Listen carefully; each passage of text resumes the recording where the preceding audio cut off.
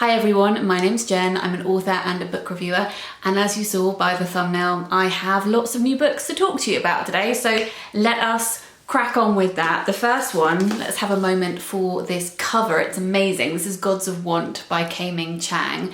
This is a review copy. It's coming out in August. It's her debut short story collection, and her debut novel came out a couple of years ago, which was called Beastery, which naughty me is still sitting on my shelf and I need to read it because I've been so excited about both of these. I've read some of her shorter work online in various places and I'm very keen to sink my teeth into this, even more so since seeing Matthew over at Matthew Sharappa read an advance copy and also absolutely love it. A lot of her work is about family and folklore. Let me read you the very beginning of the blurb. Surreal and seductive, brimming with moths, myths and mothers, 9-headed birds, ghost cousins and a storm chaser.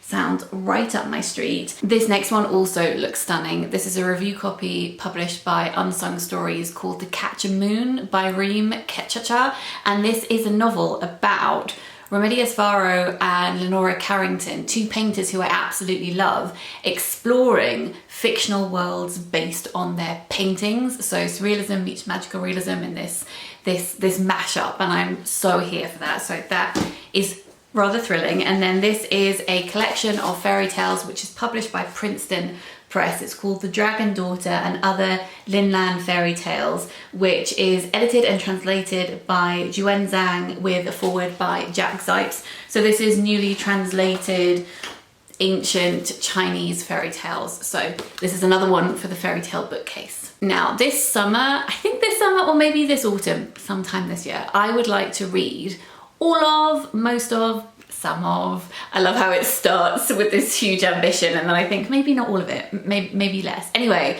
I want to read some of the I would like to read some of the Moomin book.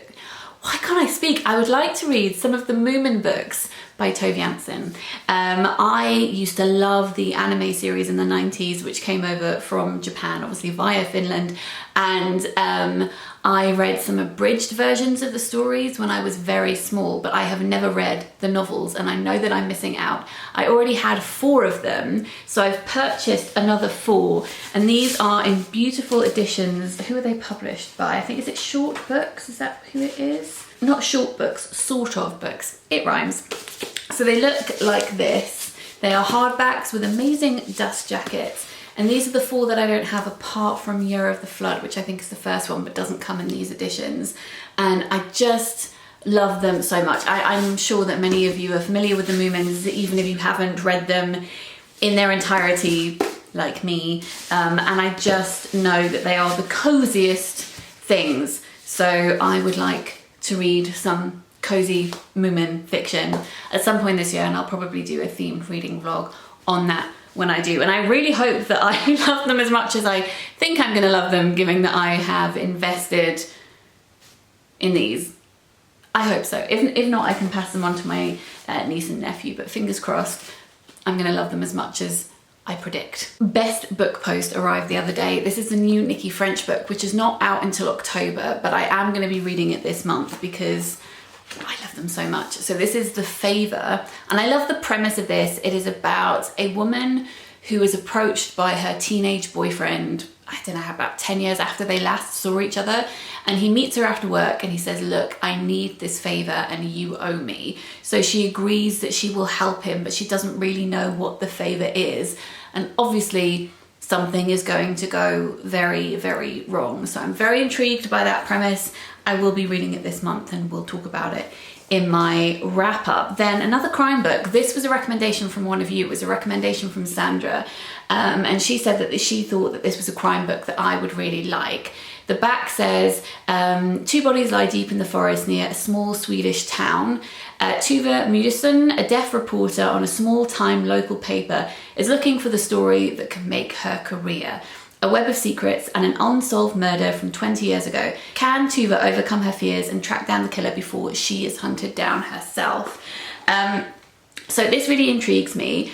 I'm always up for reading new crime books. This is Dark Pines by Will Dean. I don't think that I said that before. The only thing And I said this to Sandra, and I think there was a little bit of confusion because I'd asked for crime recommendations and she'd recommended this, and I said on the whole I would rather read a book by a deaf crime writer. And she said, but you didn't ask for a recommendation by a deaf crime writer. And I know, sorry if that was confusing. I just mean that I'm looking for crime recommendations, but for any book, if I'm going to read a book with a disabled or deaf or chronically ill main character, I would love to read from an own voice's perspective, just because I have been so disappointed by representation in the past. It's not to say that no one can write about disability if they haven't experienced it. It's just based on my hit and miss rate in the past with that kind of thing. I am more likely to love something if it's coming from an own voice's perspective. Anyway, I was intrigued by this. The author himself is not deaf. He does say he's done a lot of research, so we will see what this is like. And yeah, I will report back, and thank you for that recommendation. Speaking of own voices, disabled and chronically ill books, this is a book that's coming out in the autumn called HellSands by Eva Dundas. It is a dystopian book where a particular font keeps the general public calm and feeling good unless you're allergic to reading this particular font, HellSands, in which case it fills you with pain every time you read it. So this is about a woman called Jane Ward who's a CEO, and she's very successful until she becomes allergic to this font, and then she finds herself down and out in society, and she meets a scientist who says that they have the cure for this and they're both on the run from the government. And it's split into two halves. The first part of this I think is written from Jane's point of view, and the second part is written from the scientist's point of view, and you can read it in either order, like with Ali Smith's How to Be Both, and whichever way you decide to read it will alter your reading experience, and I think that that is very fun. A short story collection that's just been published that I purchased is by Naomi Booth called Animals at Night, and this is a collection where each story centres a particular animal. So it says, a mother feeding her baby hears sounds in the city around her. A grieving widow encounters an injured jellyfish on a deserted beach. A young woman can't shake the image of a dying hare she finds at the side of a road. A dairy farmer hears the herd bellow with fear at night. So that intrigued me. And then this is a crime novel with a new translation. So it's a Japanese crime novel, which is from, let me tell you, so it's from the 1970s, but it was translated into English this year by Louise Heel Kawai. This is Seishi Yokomizo's Death on Gokumon Island, and it's about an island where two families are in this huge feud, and then someone called Kazuki arrives bringing news of death, and it triggers a series of grotesquely staged murders.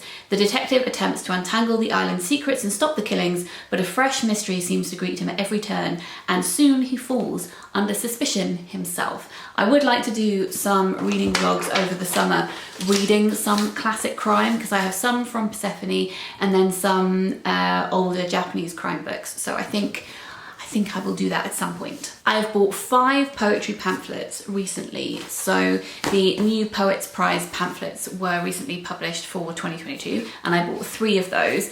2 of them are by poets that I already know and love. So this is Queen of Hearts by Hannah Hodgson, who you've probably heard me talk about before, and Kin by Karl Knights. Both of these poets are disabled poets, and I enjoy what they do very much indeed. And then this was a poet who I'd never heard of before called Charlotte Shevchenko Knight, and she is a British Ukrainian poet, I think, yeah, British Ukrainian poet. And I read one of her poems, I think it was on the Poetry Society's Instagram page. They were talking about the release of this particular pamphlet, and they shared her poem Moomin Valley, which had been shortlisted or commended, I think commended in the National Poetry Competition a couple of years ago, and I just really, really loved it. So this is a collection that looks at body and motherhood. Then this is My Bodies This Morning, This Evening. This is by Eve Esfandiari Denney, and I can't remember why I purchased this one, but again, I must have seen a sample poem online and thought that sounds brilliant. I would like to read that, thank you, please. The back says that her poems offer a brilliant, vivid invitation to wonder and speculate about love and how we are always dying, all the body can do, and all the ways it can fail and constrain us. And then finally, for the poetry collections, before I move on to other things that I've purchased, this is The Lantern Room by Chloe Honum. And I read the first poem in this collection, which is called The Angel, and it really reminded me of Nin Andrews' Why God is a Woman, which is one of my favourite collections of all time. The poem's called The Angel, and it begins, "On the eve of my 13th birthday, I found her in an alley. Her wings were crossed at violent angles. She was naked and her bruises were so bright that I ran my finger along them to check if the skin was broken. I bathed and clothed her. The garment fell apart on her body like silk floating down and serving itself on a sword. Since then, she has gone everywhere with me. Occasionally, people see her and startle. They ask her if she's all right, but she speaks only to me, as if I were the translator of her ancient, mottled language." And I just really, really fell in love with that. I purchased these books when I nipped into Foyles for 5 minutes, so 5 minutes, 5 books on the way to a hospital appointment, which was my first time in a bookshop in 2.5 years. And I filmed a video talking about that, so I'll link that up here and down below. But in case you haven't seen that video, let me quickly show you what I picked up. I picked up Lapvona by Ottessa Moshfegh, which was the reason that I went in the first place. This is her new novel and it's set in a medieval fiefdom. I have had some people comment telling me that the main character in this has a disfigurement and it's handled really badly. So that dampens my spirits somewhat, but I will be reading it and I will report back. This is Yukio Mishima's Beautiful Star, which is translated from the Japanese by Stephen Dodd. And this is a classic Japanese novel, and it's about a family who discover that each of the family members are from different planets. And then they decide how they're going to deal with that. It sounds very, very silly, but I think it's also quite weighted as well. So I'm gonna be interested to see how those two things marry together. Then I purchased this poetry anthology, which is called More Fire, a new collection of Black British poetry, and it's edited by Kayo Chigonyi. I'm really hoping to discover some poets in here whose work I haven't read before and who I fall in love with and want to read more from. I already know quite a few poets in here, but there are quite a few new ones too. I think in the last video where I talked about this book, I think I called it Nettle Black, and it's Nettle Black. I had missed the L that's on the cover here. So Nettle Black by Nat Reeve. This is a Victorian novel. Well, it's written now. It is about Victorian times. It's set in 1893 about someone called Henry Nettleblack, who has to act fast or she'll be married off by her eldest sister. But leaving the safety of her wealthy life isn't as simple as she thought. Ambushed, robbed, and then saved by a mysterious organisation, part detective agency, part neighbourhood watch, a desperate Henry disguises herself and enlists. But then problems ensue. And finally, from Foyles, I bought this, which is called A Touch of Jen by Beth Morgan.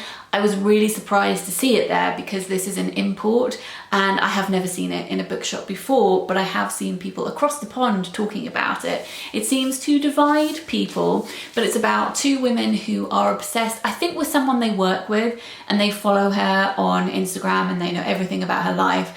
And then one day she invites them to a party at her holiday house and they go and they have to pretend they don't know all about her life. I believe that is what it's about. That is what I've gleaned from the blurb. So those are all the books that I wanted to talk to you about today. I will list them in the description box down below in case that is helpful. Let me know if you have read any of these. If you have any recommendations for starting points for the Moomins, let me know, because I know I could read them in publication order, but I'm not sure that that actually is the best order to read them in. There seems to be lots of debate about this. If you have an opinion, pop that in a comment down below as well. I hope you're all having a good week. If you enjoyed this video and you would like to subscribe, that would be lovely. If you like my content on here and would like to and can support me on Patreon, that's also very much appreciated. Link to that is in the description box down below. Support over there means that I can keep creating free content for everybody and make sure that it's accessible to and all of that good stuff. So thank you very much for watching and I will speak to you very soon. Sending love. Bye.